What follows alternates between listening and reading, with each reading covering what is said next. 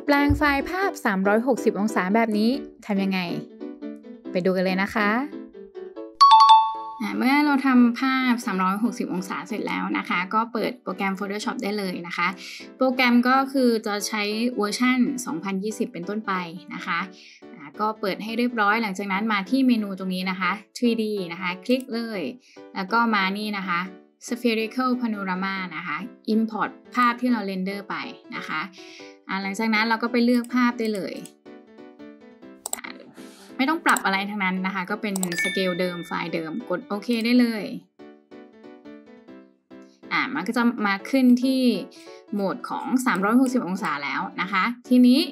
เราก็มาที่เมนู 3D เดิมเลยนะคะแล้วก็มาที่เมนูเดิมนะคะเลือก Export ได้เลยคลิกนะคะ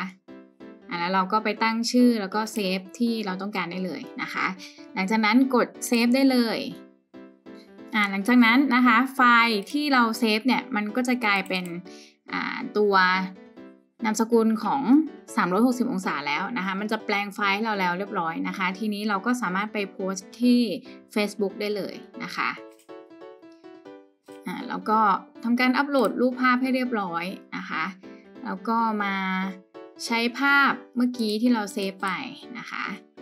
สังเกตถ้ามันแปลงไฟล์ให้เราแล้วเรียบร้อยเนี่ยที่ Facebook เนี่ยมันจะมีสัญลักษณ์ตัวนี้ขึ้นมานะคะก็เป็นนั้นว่าใช้ได้แล้วนะคะโพสต์ได้เลยเพียงเท่านี้นะคะเราก็จะได้360องศาแล้วนะคะก็ไปทำกันดูนะคะ